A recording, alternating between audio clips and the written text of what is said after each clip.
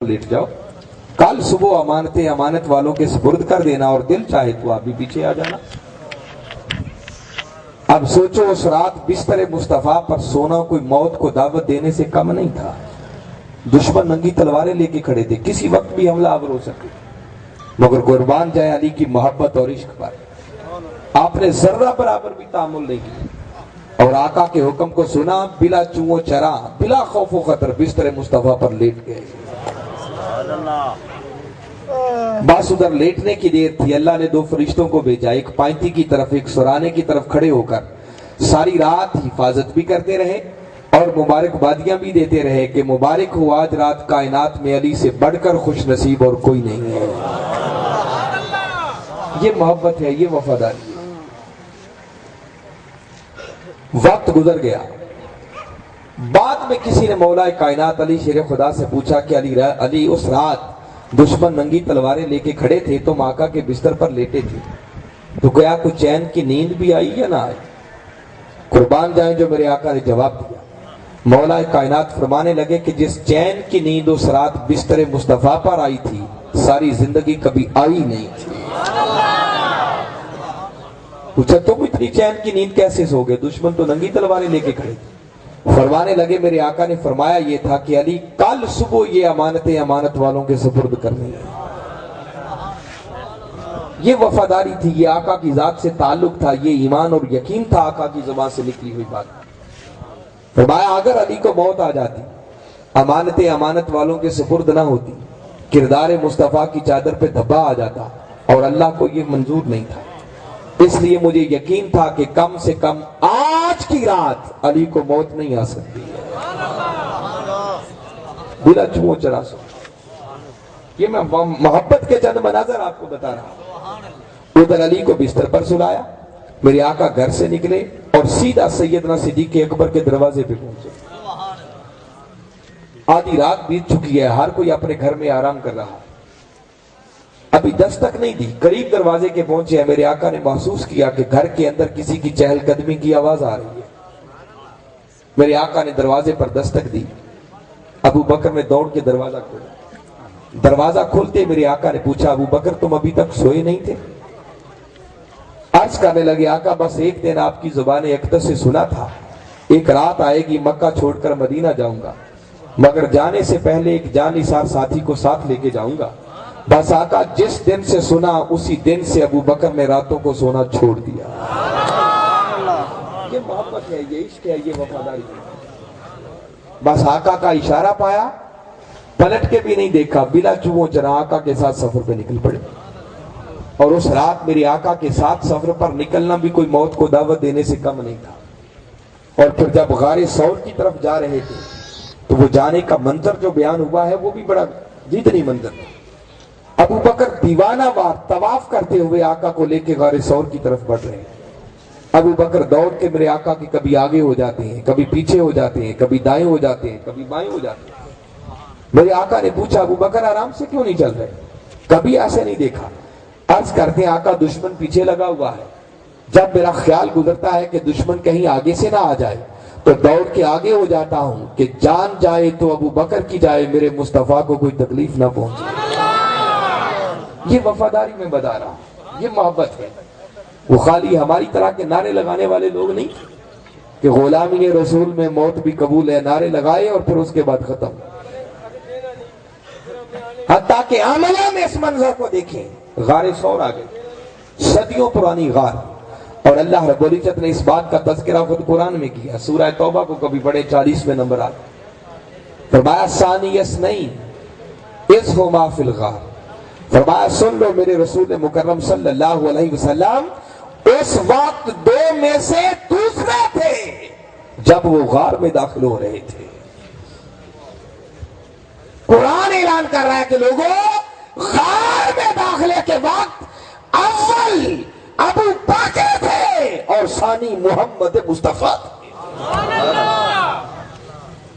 क्यों? इतनी बड़ी शान जिसका तज़किरा खुद कुरान कर रहा है।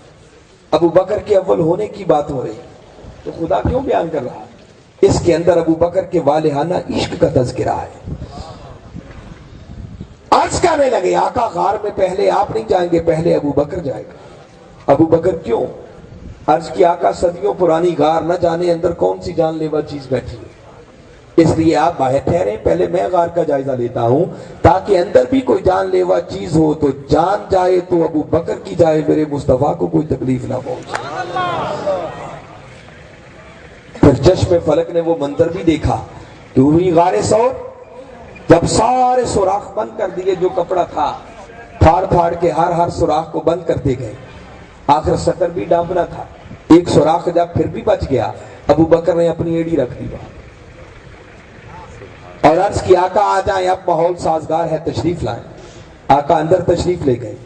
قربان جائیں ابو بکر کے مقدر پر. پھر غار ثور کی خلوت, ابو بکر کی گود اور آقا کا سر انور ہے. کیا جی بھر کے تکا ہو, کیا جی بھر کے نظارے کیے ہوں.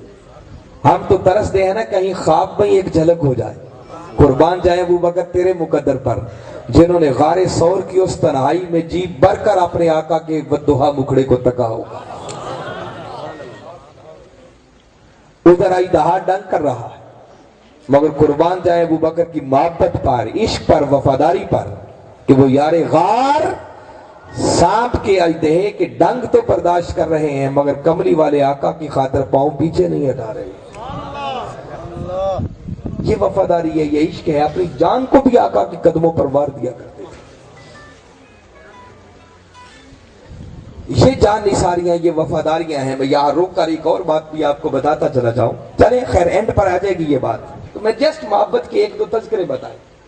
پھر ہجرت کر کے مدینہ چلے گئے. 2 سال بیت گئے. غزوہ بدر حق و باطل کا پہلا معرکہ ہے. اور آپ کو معلوم ہے کہ مسلمان جن کے خلاف صف آ رہا ہے وہ کو غیر نہیں ہے, مقابلے میں رشتہ دار کھڑے ہیں جو ابھی ایمان نہیں لائے تھے. کسی کا والد مقابلے میں, کسی کا بیٹا مقابلے میں, کسی کا چچا مقابلے میں, کسی کا کوئی رشتہ دار مقابلے میں. سیدنا صدیق اکبر رضی اللہ تعالیٰ عنہ مسلمانوں کی طرف سے میدان جنگ میں ہیں, اور ان کا اپنا سگا بیٹا جو ابھی ایمان نہیں لایا تھا کافروں کی طرف سے مد مقابلے. جنگ مسلمانوں نے جیت لی, کافر بھاگنے پہ مجبور ہو گئے. بعد میں کچھ وقت گزرا, آپ کے اس بیٹے نے اسلام قبول کر لیا. اب ایک دن باپ بیٹا اکٹھے بیٹھے ہیں. بیٹا باپ سے عرض کرتا ہے کہ ابا جان میدان بدر میں آپ 3 مرتبہ میری تلوار کی زد میں آئے, مگر میں نے ہر مرتبہ آپ کو باپ سمجھ کے چھوڑ دیا. یہ بات سنی, وہ پروانہ چراغ مصطفی فرمانے لگے کہ بیٹے وہ حالت کفر میں تیری کیفیت تھی کہ تو نے مجھے باپ سمجھ کر چھوڑ دیا, مگر اللہ کی عزت کی قسم اگر تو ایک مرتبہ بھی میری تلوار کی زد میں آ جاتا تجھے بیٹا سمجھ کے نہ چھوڑتا بلکہ دشمن مصطفیٰ سمجھ کے تیرا سر قلم کر دیتا. یہ محبت, قرآن اس محبت کا تقاضا کر رہا ہے. تو کامیابی کے امتحان کے لیے پہلا پرچہ جس کا ذکر قرآن کر رہا ہے وہ محبت رسول صلی اللہ علیہ وسلم ہے, اور محبت بھی وہ جو دنیا کی ہر محبت پر غالب آ جائے. ایسی محبت کامیابی کی ضمانت ہے. پھر اللہ رب العزت نے اسی مقام پر آگے فرمایا وَعَزَّرُوهُ, اور وہ جو ہر حد سے بڑھ کر میرے محبوب کی بارگاہ کا ادب کرتے ہیں. یہاں پر بھی عام ادب کی بات نہیں ہے, عَزَّرُوهُ یہ تعزیر سے نکلا, اور تعزیر کہتے ہی اس ادب کو ہے جو ہر حد سے بڑھ کر ہو. کامیابی کے لیے عام ادب کا حکم نہیں ہے. فرمایا وہ ادب جو کسی حد کے اندر ہو وہ کسی اور کا تو ہو سکتا ہے, سن لو میرے محبوب کی بارگاہ کے لائق نہیں ہو سکتا. میرے محبوب کی بارگاہ کے لائق کوئی ادب بنتا ہی تب ہے جب وہ ہر حد سے بڑھ کر ہو. سبحان اللہ. ہر کسی کے ادب کی حد ہے. والدین کے ادب کی ایک حد ہے, استاد کے ادب کی ایک حد ہے, حتیٰ کہ پیر و مرشد کے ادب کی بھی ایک حد ہے. حد کراس نہیں کی جا سکتی. مگر کملی والے آقا کے ادب کی حد ہی کوئی نہیں ہے. فرمایا جب تک ہر حد سے گزر نہیں جاتے تب تک میرے محبوب کی بارگاہ کے لائق ادب بنتا ہی نہیں. تو کامیابی چاہتے ہو تو پھر ادب یوں ہو کہ وہ ادب بھی ہر حد سے بڑھ کر ہو. سبحان اللہ. اور جن کو یہ راز سمجھ آ گیا تھا, میں تو اکثر کہا کرتا ہوں یہ ادب سیکھنا ہو تو کبھی عاشقوں سے سیکھیں. ادب پہلا کرینہ ہے محبت کے کرینوں میں. پھر خود کو وہ مٹا دیتے ہیں، فنا کر دیتے ہیں۔ ابھی پچھلے دنوں میں ڈی جی خان میں آیا تھا، وہ میں لمبی حدیث مبارکہ تو اس وقت نہیں دہرانا چاہ رہا، بس اس کا ایک جز ٹیسٹ بتانا چاہ رہا، اور آپ خود فیصلہ کریں کہ یہ جو ادب کیا گیا یہ حد کے اندر تھا یا حد سے بڑھ کر تھا۔ صحیح بخاری شریف کی حدیث مبارکہ ہے، جماعت ہو رہی ہے، صحابہ کرام نے صفیں بنائی ہوئی ہیں، ابو بکر امامت کے مسلح پر کھڑے ہیں، میرے آقا تشریف لے آئے، ابو بکر نے امامت کا مسلح چھوڑ دیا۔ اب مجھے بتائیں کہ اللہ کا رسول آ جائے تو خدا کی عبادت ہو رہی ہو، ابو بکر امامت کا مسلح ہی چھوڑ دے، یہ ادب جو کیا ہے یہ ادب حد کے اندر ہے یا حد سے بڑھ کر ہے؟ اس ادب کا تقاضا قرآن کر رہا ہے، اور صحابہ نے یہ کر کے دکھایا۔ جن کو اس ادب کی سمجھ آ گئی تھی، میں بتا رہا ہوں کہ پھر ان کے اخلاق بدل جاتے ہیں، اطوار بدل جاتے ہیں، انداز بدل جاتے ہیں۔ جس جس عاشق کو سنیں گے وہ جب آقا کی بارگاہ کی نسبت اپنی بات کرتا ہے تو خود کو مٹاتا ہوا نظر آئے گا۔ اور میں نے سنا ہے کہ بعض خالی عقل کے پیمانے پر باتیں کرنے والے جب ایسی باتوں کو سنتے ہیں تو کہتے ہیں یہ انسانیت کی تذلیل ہے۔ آپ نے دیکھا ہے کہ عاشق جب بات کرتے ہیں تو خود کو آقا کے در کا سگ کہتے ہیں، اور سگ کہلانا بھی اپنے لیے سعادت سمجھتے ہیں۔ وہ بطور سگ بھی قبول کر لیں تو اس سے بڑی خوش نصیبی اور کیا ہوگی۔ اب جس جس عاشق کو سنیں گے اس کی بولی یہی ہوگی، زبان یہی ہوگی۔ مولانا عبد الرحمن جامی رحمۃ اللہ تعالی قربان جائے ان کی محبت اور ادب پر، عرض کرتے ہیں سگت را کاش جامی نام بودے کہ آمد پر زبانت گاہے گاہے۔ عرض کرتے ہیں آقا کاش آپ کے کتے کا نام جامی ہوتا، آپ جامی جامی کہہ کے اپنے کتے کو بلاتے، اسی بہانے میرا نام بھی آپ کی زبان پہ آ جاتا۔ اعلیٰ حضرت مجدد دین و ملت امام محمد رضا خان بریلوی رحمۃ اللہ تعالی علیہ، کبھی آپ کی وہ بات سنے، آپ نے ایک شعر میں کہا کوئی کیوں پوچھے تیری بات رضا، تجھ سے کتے ہزار پھرتے۔ یہ ادب کی انتہا ہے، یہ بات وہی کہتا ہے جو آپ بارگاہ مصطفیٰ کے ادب میں خود کو فنا کر چکا ہوتا ہے۔ یہی بات کبھی خواجہ غلام فرید کوٹ میٹن شریف والی سرکار سے آپ پوچھیں، وہ کہتے ہیں تیرے تکڑے تھوڑے کھاندڑی، تیرے نام تو مفت بھی کاندڑی، تیرے باندیاں دیوی میں باندڑیاں، تیرے دیس دے کتیاں نال ادب۔ اندازہ کریں گے عاشقوں کی زبان۔ حضور شیخ الاسلام وقت کے مجدد پروفیسر ڈاکٹر محمد طاہر القادری مدث اللہ علیہ، ان سے سیکھیں ادب کیا ہے۔ وہ کہتے ہیں زندگی بیت گئی آقا کے قدموں میں حاضری دیتے، مگر فرماتے ہیں کہ جب بھی جاتا ہوں کبھی ڈائریکٹ ان کی بارگاہ میں حاضری کی جسارت ہی نہیں کی ہے۔ کہتے کیا کرتا ہوں، پہلے جنت البقیع میں جاتا ہوں، سیدہ کائنات فاطمہ الزہرا رضی اللہ تعالیٰ عنہ لخت جگر مصطفیٰ صلی اللہ علیہ وسلم، فرماتے ان کے قدموں میں چلا جاتا اور ادب سے ہاتھ باندھ کے نظریں جھکا کے ان کی بارگاہ میں عرض کرتا ہوں کہ سیدہ کائنات آپ اپنے بابا سے ذرا ہماری سفارش کر دیں کہ آقا ہمارا کتا آیا ہے، ان کو 2 لقمے ڈال دیں۔ یہ ادب ہے، میں بتا رہا ہوں، عاشقوں کی بولی بدل جاتی ہے۔ آپ نے خود ایک مرتبہ فرمایا ادب کیا ہے، میں بتا، ہم تو 2 ٹکے کے لوگ نہیں ہوتے تو ہماری گردنوں میں وہ سریا آ جاتا ہے، اکڑ جاتے ہیں اور معلوم ہی نہیں ہے نا کہ اس بارگاہ کا مقام کیا ہے۔ وقت کے مجدد حضور شیخ الاسلام جن کی ایک ایک جھلک کرنے کے لیے 20-20 30-30 لاکھ کے مجمع ترستے رہتے ہیں، جو خطاب فرمائیں تو اب انڈیا کی سرزمین پر 3 گھنٹوں تک ایک کبوتر لاؤڈ سپیکر کے سٹینڈ پر بیٹھ کر اس مرد کلندر کا خطاب سنتا رہا۔ اس ہستی کی بات کر رہا، اب تو آپ کی کمر میں تکلیف ہے، جھکا نہیں جاتا، تو آپ ایک موقع پر فرما رہے تھے تکلیفیں 1000 آتی رہتی ہیں جاتی رہتی ہیں مگر کبھی زبان پہ شکوہ نہیں آیا۔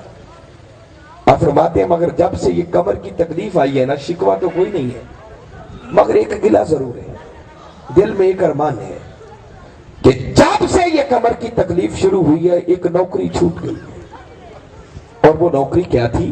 فرماتے ہیں کہ جب بھی میں آقا کی بارگاہ اقدس میں شہر مدینہ میں حاضری کے لیے جاتا تو جب رات پڑ جاتی مسجد نبوی کے دروازے بھی لوگ بند کر دیتے، ہر کوئی اپنے اپنے ہوٹلوں میں جا کے سو جاتا، تو صفائی کرنے والے جو آقا کی مسجد نبوی کے ارد گرد ٹائلٹ بنے ہوتے ہیں، پھر رات کے وقت صفائی کرنے والے لوگ آ جاتے، وہ وقت کا مجدد وہ کیا کرتا، جب سارے لوگ سو جاتے تو وہ خود نکل آتے اپنے کمرے سے، اور وہاں جو صفائی کرنے والے ہوتے ان کو ہاتھ جوڑ کے عرض کرتے، بلکہ اپنی جیب سے پیسے بھی دیتے کہ یہ پیسے لے لو، اپنے کپڑے ان کو اتار کے دے دیتے اور ان کی صفائی والی وردی خود پہن لیتے، اور پھر ساری رات آقا کے مسجد نبوی کے ٹائلٹوں کی صفائی کرتے۔ سبحان اللہ، یہ ادب ہے، یہ محبت ہے۔ ہم جیسا عام بندہ یہ کام نہیں کرتا، تو سنو جس شخص کا اتنا اونچا مقام ہو یہ وہی کر سکتا ہے جو جانتا ہے کہ اس بارگاہ کے ادب میں کیا ہے، وہاں خود کو مٹا دینے میں سب کچھ ہے۔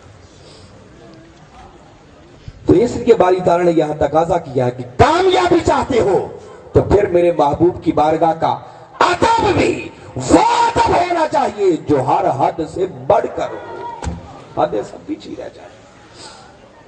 صلح حدیبیہ کے وقت 1400 یا 1500 صحابہ کرام آقا کے ساتھ، اور کافروں نے جب حضرت عروہ بن مسعود رضی اللہ تعالیٰ عنہ جو اس وقت ابھی ایمان نہیں لائے تھے ان کو اپنا نمائندہ بنا کر بھیجا کہ دیکھو تو صحیح کتنے بڑے مسلمانوں کے لشکر آ رہا ہے، بغور جائزہ لیا، واپس پلٹ کے گئے اور جا کر مکہ کے کافروں سے کہنے لگے کہ مکہ کے کافروں میں نے بڑے بڑے بادشاہوں ان کے تخت سلطنت پر ان کی رعایا کے اندر دیکھا ہے، مگر جو شان محمد مصطفیٰ صلی اللہ علیہ وسلم کی ان کے غلاموں میں دیکھی ہے وہ شان میں نے آج تک کسی بادشاہ کی بھی نہیں دیکھی ہے۔ سبحان اللہ۔ اور وہ شان کیا تھی؟ کہتے میں نے اپنی آنکھوں سے دیکھا کہ وہ نبی مکرم صلی اللہ علیہ وسلم جب وضو کرنے لگتے تو صحابہ کرام پروانوں کی طرح گرد جمع ہو جاتے، آقا وضو فرماتے اور وضو کا استعمال شدہ پانی جو نیچے گر رہا ہوتا، صحابہ کرام اس استعمال شدہ وضو کے پانی کے ایک ایک قطرے کو بھی زمین پر گرنے سے پہلے اپنے ہاتھوں پہ اٹھا لیتے، اور وہ 1400-1500 صحابہ کرام کہتے میں دیکھتا کہ یوں محسوس ہوتا جیسے اس پانی کے حصول کے لیے ابھی ان کے درمیان جنگ شروع ہو جائے، ہر کوئی چاہتا کہ وہ پانی اسے مل جائے، اور وہ پانی کر لے کر کیا کرتے، جن کو مل جاتا اپنے ہاتھوں پر لے کر اپنے چہروں اور جسموں پر مل رہے ہوتے، جن کو مل جاتا وہ تو یوں کرتے، اور جن کو نہ ملتا وہ جن کو پانی مل جاتا ان کے ہاتھوں سے ہاتھ رگڑ کر اپنے چہروں اور جسموں پر مل رہے ہوتے۔ یہ محبت ہے، یہ ادب ہے۔ تو 2 پرچے میں نے بتائے، پہلے پرچے کا عنوان ہے محبت و عشق مصطفیٰ صلی اللہ علیہ وسلم، محبت بھی وہ جو دنیا کی ہر محبت سے بڑھ کر ہو، اور دوسرا پرچہ ہے ادب و تعظیم مصطفیٰ صلی اللہ علیہ وسلم، اور ادب بھی وہ جو دنیا کی ہر حد سے بڑھ کر ہو۔ پھر تیسرے نمبر پر فرمایا وَنَصَرُوهُ، جنہوں نے میرے محبوب کی مدد کی۔ یہ خاص طور پر، ویسے تو پہلی 2 باتیں بھی بڑی اہمیت کی حامل ہیں، ایسی محبت اور ادب آج کے نوجوانوں کو اپنے سینوں میں پیدا کرنے کی ضرورت ہے۔ منہاج القرآن اور ڈاکٹر محمد طاہر القادری اسی محبت اور ادب کا پیغام پوری دنیا کو دیتے تھے۔ کوئی جاننا چاہے کہ منہاج القرآن کے پیغام کا مرکز و محور کیا ہے، وہ مرد کلندر پوری دنیا کو کیا پیغام دیتا پھر رہا ہے، اور میں ایک جملے میں بتانا چاہوں تو منہاج القرآن کے پیغام کا مرکز و محور وہ پیغام عشق محمد مصطفیٰ ہے۔ منہاج القرآن تو معرض وجود میں ہی اس لیے آیا ہے کہ اس امت کو پھر سے سوئے گنبد خضرا روانہ کیا جائے، اس امت کے نوجوانوں کے سینوں میں پھر سے عشق رسول کی شمع کو روشن کر دیا جائے۔ اس لیے آپ اس مرد کلندر کے جتنے بھی خطابات کو سنیں گے، ان کے خطابات ہوں یا ان کی کتابیں ہوں، 7000 موضوعات پر آپ کے خطابات ہیں، اور 500 کے لگ بھگ وہ کتابیں ہیں جو چھپ کے مارکیٹ میں آ چکی ہیں۔ آپ ان کا کوئی خطاب سنیں، کوئی کتاب پڑھیں، موضوع کوئی بھی ہو، دلائل کے ساتھ پوری سیر حاصل گفتگو کرنے کے بعد موڑ گھیڑ کے اگر بات ہوگی تو بات کمری والے آقا کی محبت، عشق اور ادب کی بات ہوگی۔ کیونکہ ان کے پیغام کا مرکز و محور ہی پیغام عشق مصطفیٰ صلی اللہ علیہ وسلم. تو یہ دو پرچے بنیادی. پھر اس کے بعد اللہ رب العزت نے اسی آیت میں آگے فرمایا وَنَصَرُوهُ، کامیابی چاہتے ہو تو تیسرا پرچہ یہ ہے کہ پھر میرے رسول کی مدد کی جائے. نَصَرُوهُ، وہ جنہوں نے اس رسول کی مدد کی، نصرت کی. نصرت کا معنی یہ نہیں کہ معاذ اللہ آقا ہماری کسی مدد کے محتاج ہے. یاد رکھیں جب اللہ اور اس کے رسول کی مدد کی بات آ جائے تو اس کا معنی ہوتا ہے آقا کے دین کی نوکری، آقا کے دین کی خدمت، آقا کے دین کی سربلندی کے لیے محنت. فرمایا پھر کامیابی چاہتے ہو تو کامیابی کا تیسرا پرچہ یہ ہے کہ پھر میرے مصطفیٰ کے دین کی سربلندی کے لیے اپنا تن من دن سب کچھ لوٹا دیا جائے. آقا کے دین کی سربلندی کے لیے محنت کی جائے. آج آپ کبھی چشم تصور میں لا کر دیکھیں کہ آج جس دین کو لے کر آقا آئے تھے اور جو آپ کی بعثت کا اصل مقصد تھا، جو باری تعالیٰ نے قرآن میں بیان کیا هو الذی ارسل رسولہ بالہدی ودین الحق لیظہرہ علی الدین کلہ. فرمایا اللہ کی ذات وہ ہے جس نے اپنے محبوب مکرم صلی اللہ علیہ وسلم کو ہدایت اور دین حق کے ساتھ بھیجا تاکہ اس دین کو تمام ادیان باطلہ پر غالب کر دیا جائے. مگر آج دیکھ لیں وہ دین جس کو آقا نے غالب کر کے دکھایا تھا، آج اس وقت اگر دیکھیں تو وہ دین غالب نہیں مغلوب نظر آ رہا ہے. دین کے غلبے کا اندازہ کرنا ہو تو اس دین اور اس نظام کے ماننے والوں کی صورتحال سے کیا جاتا ہے. اور اس وقت اسلام کے ماننے والے جو مسلمان ہیں ان کی حالت پوری دنیا کے اندر ناگفتہ بھی ہے. ہر جگہ مسلمان پٹ رہا ہے، ذلت و رسوائی کا شکار ہے. ہر جگہ ظلم کا نشانہ اس وقت مسلمانوں کو بنایا جا رہا ہے، مگر اس کا کوئی ذمہ دار نہیں ہے. ذمہ دار مسلمان خود ہے. آج اس وقت ممت مسلمہ کی زبوں حالی کا حال یہ ہے کہ آپ کبھی چشم تصور میں لائیں 21ویں صدی کا پہلا عشرہ مکمل ہو چکا، بلکہ دوسرے عشرے کے بھی 2 سال مکمل ہونے چکے. دنیا اس قدر ترقی کر رہی ہے کہ نت نئی نئی ایجادات جو انسان کو حیرت میں ڈالتی چلی جا رہی ہیں وہ سامنے آ رہی ہیں. انسان چاند تو کیا اب چاند سے اگلے سیاروں پر جانے کا سوچ رہا ہے. مگر اس وقت امت مسلمہ کی صورتحال یہ ہے، میں پوری دنیا پر اس وقت انٹرنیشنل سطح پر جو مسلمانوں کی حالت ہے وہ بتا رہا ہوں. اس وقت مسلمان ہونا خود ایک گالی بن چکا ہے. اس حد تک ہمارا کردار نیچے جا چکا. آپ کبھی انٹرنیشنل سفر کریں، بعض ممالک کے اندر جائیں تو وہاں پر ہر ملک، ہر قوم اور ہر نقطہ نظر اور عقیدہ رکھنے والے لوگ ہوتے ہیں، سفر کر رہے ہوتے ہیں.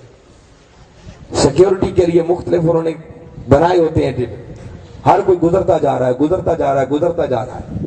جیسے کوئی ایسا آ جائے جس کے سر پر ٹوپی ہو اور بالخصوص اس کے پاس گرین پاسپورٹ، پاکستان کا پاسپورٹ ہے، اس کے لیے بس 2 چیزیں کافی ہیں کہ یہ پاکستانی ہے، مسلمان ہے. اس کو لائن سے الگ کر لیا جاتا ہے، اس سے سلوک ہی جدا ہوتا ہے.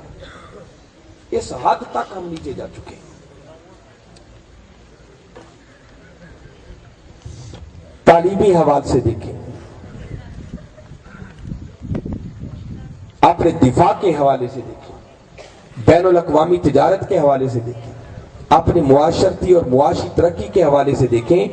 جس حوالے سے بھی اپنے حالات کا جائزہ لیں گے، دنیا کی ہر قوم سے پیچھے نظر اس وقت مسلمان آتے ہیں.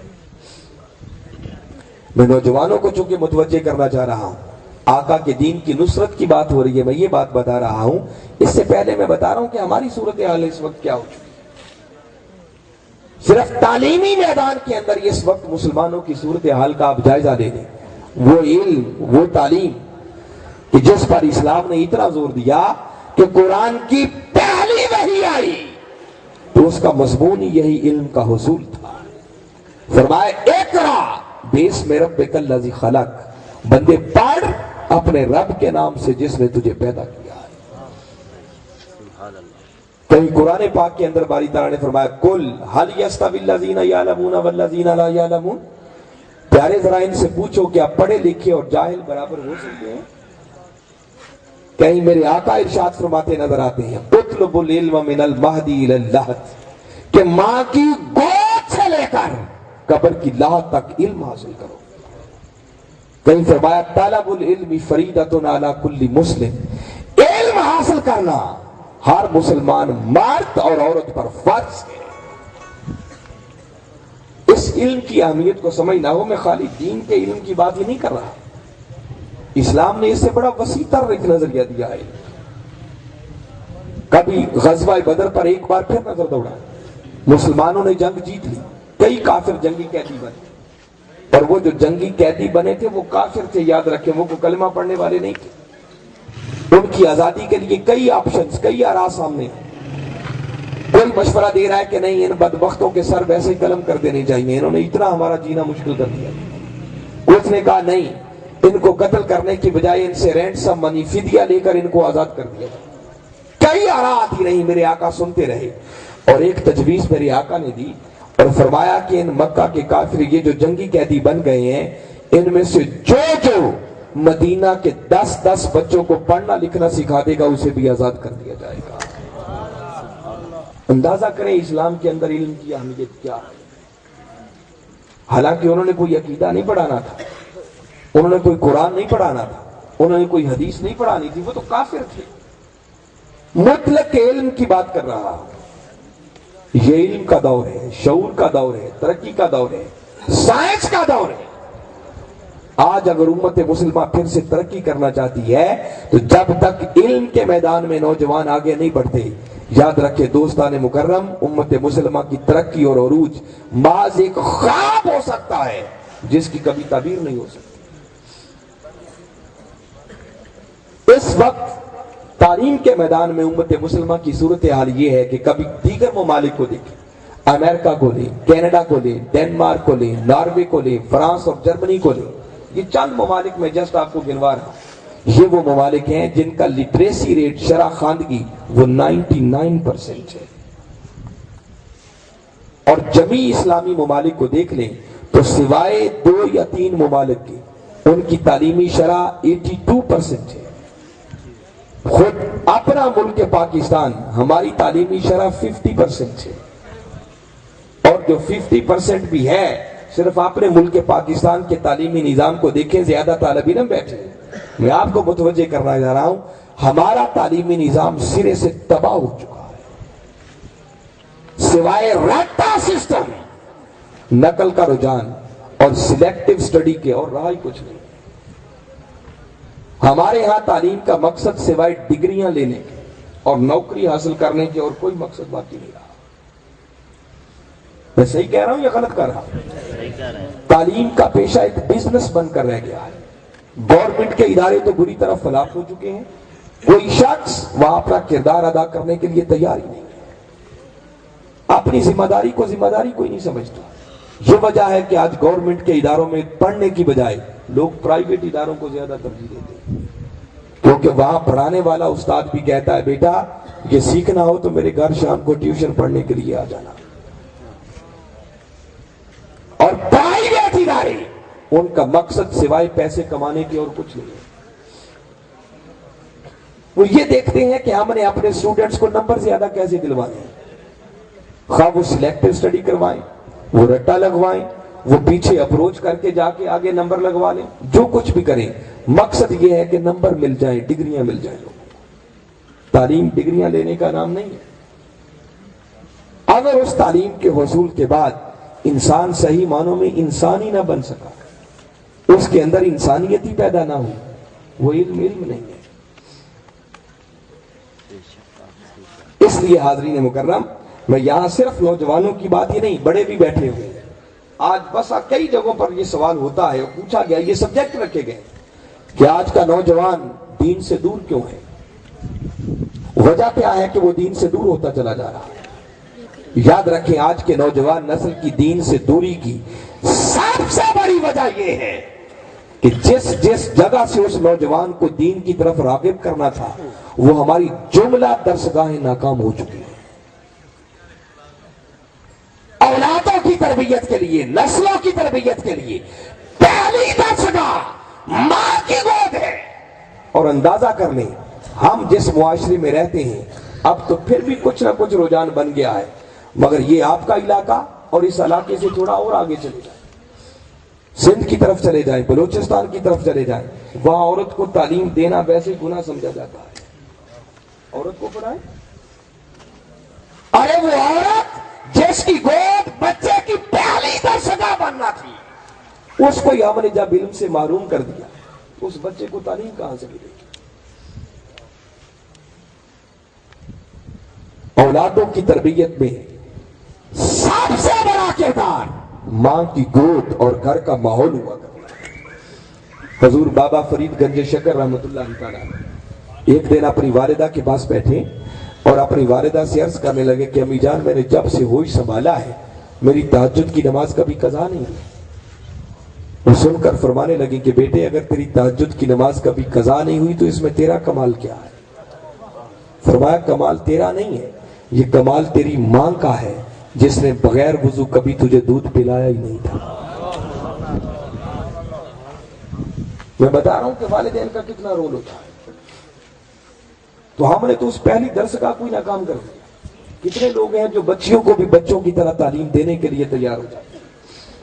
حضور غوث العظم شیخ عبد القادر جیلانی رضی اللہ تعالیٰ، اللہ کا کرم اپنی جگہ پر، مگر کبھی سوچے ان کے پیچھے بھی کچھ والدین تھے۔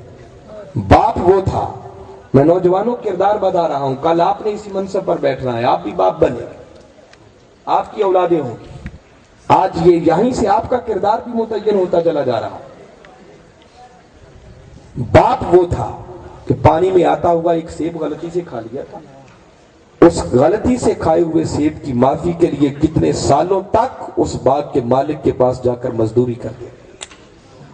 یہ بے دھیانی میں سیب کھا بیٹھا ہوں آپ کے پاس، وہ بھی کوئی صاحب حال نظر والے بزرگ تھے، دیکھا تھا کہ ایک غلطی سے سیب کھا لیا، اس کی خاطر اتنے سال محنت مزدوری کر ڈالی، تو یہ نوجوان کوئی عام نوجوان نہیں ہے۔ فرمایا ہاں مزدوری کے سال مکمل ہو گئے، اب غلطی معاف تب کروں گا۔ میری ایک بیٹی ہے جس نے آج تک کسی غیر محرم کو بری نگاہ سے، بلکہ یوں فرمایا کہ میری بیٹی ہے جو آنکھوں سے اندھی ہے، جو کانوں سے بہری ہے، ہاتھ پاؤں سے اپاہج ہے، اسے اپنے نکاح میں قبول کر لو تمہارا کھایا ہوا سیب معاف کر دوں گا۔ کوئی لمحے بھر کے لیے سوچا ہوگا، اندر بیٹھے ہوئے مفتی نے فتویٰ دیا ہوگا کہ اگر اس کے بدلے بھی سیب بخشا جائے تو سودا گھاٹے کا نہیں ہے، منافع کا ہے۔ نکاح ہو گیا، شام کو بیوی کے کمرے میں گئے، دیکھا وہاں حسین و جمیل عورت بیٹھی ہوئی، پلٹ کے واپس آ گئے، اپنے سسر سے ملے، آپ نے تو فرمایا تھا وہ اندھی ہے، وہ بہری ہے، وہ تو حسین و جمیل عورت بیٹھی ہے۔ تب آپ کے سسر نے فرمایا کہ بیٹے میرے کہنے کا مطلب یہ نہیں تھا کہ اسے آنکھوں سے نظر نہیں آتا، یہ میری وہ بیٹی ہے کہ جس نے آج تک کسی غیر محرم کو بری نگاہ سے دیکھا نہیں ہے، برائی کی آواز کانوں میں نہیں پڑنے دی، گناہ کی طرف کبھی قدموں سے چل کے گئی نہیں۔ تو دوستو جب ماں ایسی ہو اور باپ ایسا ہو تو بیٹا مادرزاد ولی پیدا نہیں ہوگا تو کیا ہوگا؟ تو ہم نے تو نوجوانوں کی، اپنی اولادوں کی تربیت کے جو پہلی دو درسگاہیں انہیں کوئی ناکام کر دیا ہوا ہے۔ ماں کو ہم تعلیم دینا نہیں چاہتے، آج بچیوں کو تعلیم دیں گے تو کل وہی مائیں بنے گی نا۔ اور آپ اس علاقے میں آگے جیسے جیسے چلتے چلے جائیں، ہر روز اخبار کے چہرے ہم بھی پڑھتے ہیں، ایسی ایسی کبھی رسمیں اور وہ جاہلانہ رسمیں جو عرب کے معاشرے میں پائی جاتی تھیں، شاید اس کے اثرات آج تک بھی نہیں گئے جاتا ہو، تو اندازہ کریں وہ قوم کیسے ترقی کر سکے۔ اور اگر یہ جو میں بات کہہ رہا ہوں کسی کو اس سے کوئی اختلاف ہو کہ ایسا نہیں ہے، تو میں آپ کو قرآن کی ایک مثال دیتا ہوں۔ آپ کو معلوم ہے کہ جب ابراہیم علیہ السلام نے خواب دیکھا بیٹے کو ذبح کرنے، تو اگلے دن بیٹے کو بلا لیا اور بیٹے کو بلا کر فرمانے لگے یا بنیا انی ارا فی المنام انی اذبحک فانظر ماذا ترى، بیٹے میں نے خواب دیکھا تمہیں ذبح کر رہا ہوں، بتا اب تیری کیا مرضی، اب تمہیں اللہ کی رضا میں ذبح کرنا چاہ رہا ہوں، بتا ذبح ہونا چاہتا ہے یا نہیں ہونا چاہتا۔ یہ کلمات بڑے قابل غور ہیں۔ فرمایا فانظر، اس پر اچھی طرح غور کر لے، سوچ لے اور پھر بتا ماذا ترا، اب تو کیا دیکھتا ہے، تو کیا چاہتا ہے، تیری مرضی کیا ہے؟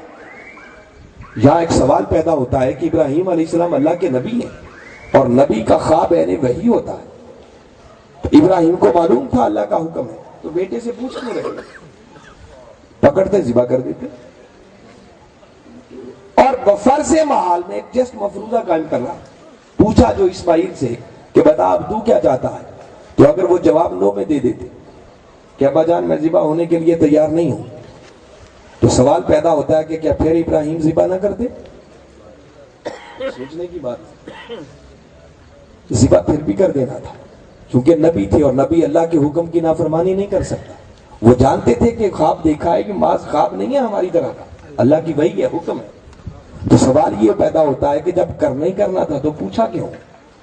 یہاں بتا رہا ہوں کہ پوچھا اس لیے تھا، ایک تو ابراہیم اس لیے پوچھنا چاہ رہے تھے کہ مجھے تو امر ہو چکا ہے، میں نے تو بیٹے کو ذبح کرنا ہی ہے، اگر یہ اپنی مرضی سے تیار ہو جائے گا تو مفت میں اسے بھی اجر مل جائے گا۔ اور دوسرا اس لیے پوچھا تھا کہ آج ابراہیم اس تربیت کا ذرا انالیسس اور جائزہ کرنا چاہ رہے تھے جو اب تک بیٹے کی تربیت کی تھی، کہ دیکھو بیٹا تربیت کے کس مرحلے میں کیا جواب دیتا ہے۔ آج کے دور کے سامنے رکھیں، باپ بیٹے سے کہے تو بیٹا کیسے جواب دیتا ہے، اور ادھر دیکھیں باپ بیٹے کو ذبح کرنے کی بات کر رہا ہے، کوئی معمولی بات نہیں، اور بیٹا جواب کتنا ادب بھرا دیتا ہے، وہ قرآن کے الفاظ سے سنی۔ جب یہ بات سنی، قربان جائے اسماعیل علیہ السلام کے جواب پر جسے قرآن نے نقل کیا، قالا یا ابت افعل ما تؤمر ستجدنی انشاءاللہ من الصابرین۔ عرض کرتے ہیں ابا جان جو اللہ کا حکم ہوا ہے کر گزریے، اگر میرے مولا نے چاہا تو آپ مجھے صبر کرنے والوں میں سے پائیں گے۔ یہ ادب کی انتہا ہے، عاجزی کی انتہا ہے، خود کو صابروں کی صف میں بھی چھپا دیا ہے۔ میں اس کی زیادہ ڈیٹیل میں نہیں جانا چاہتا، بس اتنا بتا رہا ہوں کہ یہاں اقبال بھی بے ساختہ بول اٹھے تھے، اور اقبال نے کہا تھا یہ فیضان